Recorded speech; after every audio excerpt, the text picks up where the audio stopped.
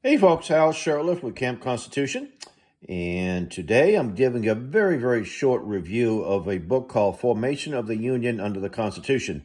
I might start a regular week, maybe a weekly book review, or even something on an irregular basis.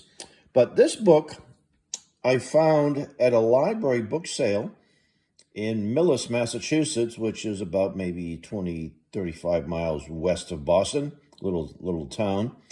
And I think I paid 50 whole cents for it. And it was a fascinating book published by the United States Government Printing Office.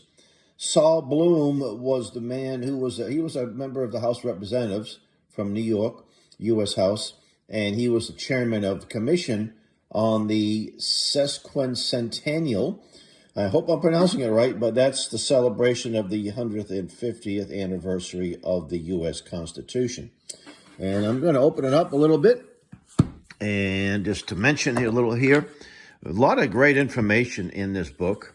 In addition to, I think, the most important part of it, which I'm going to mention, it has a letter from, of course, a copy of a letter from Franklin Delano Roosevelt, who was president, who was urging people to learn about the Constitution. I don't think he meant a word of it, but because the more people learn about the Constitution, the more they realize that he was doing a lot of stuff unconstitutional.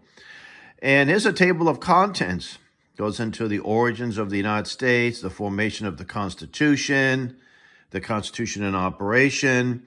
It has some wonderful stories of how Washington left Virginia on the way to New York to be inaugurated, same as the vice president.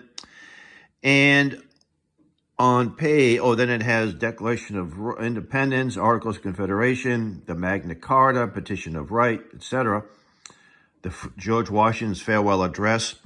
It has a Q&A session, or questions and answers, starting on page 121. And I'm just going to read one question, which I think is the most important one in many respects here.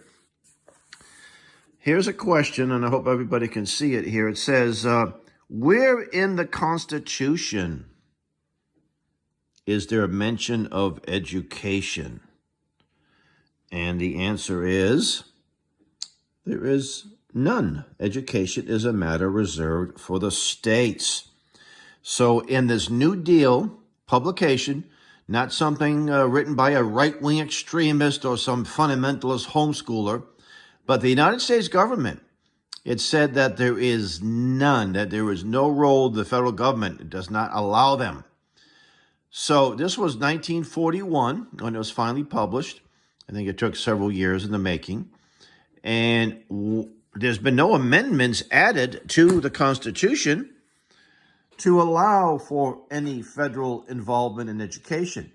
But we have plenty. We have the Department of Education, which is unconstitutional. And we have federal money going to states for education and Pell Grants and many, many others, all of which are unconstitutional. Now, I went on Amazon just a few minutes before this video, and this book was all sold out. When I first got the book, I came home, and I went on Amazon, and I noticed that they were selling for maybe $2 a copy, and it's a heavy book. And the vendors weren't making much money off it. The shipping probably made it difficult for any profit. But I started promoting it because of a letter written here by John Hancock opposing an Article 5 convention. It was called a circular letter. And at one point, they were listed for $50, $60. Now, I got this one, my original copy I gave to a friend, and I bought a second copy. So they're not on Amazon or for sale currently. However, if you visit our website, campconstitution.net, in our download section, you will see a copy of this. Scroll down until you see a copy of this book as a free PDF. Of course, we do accept donations.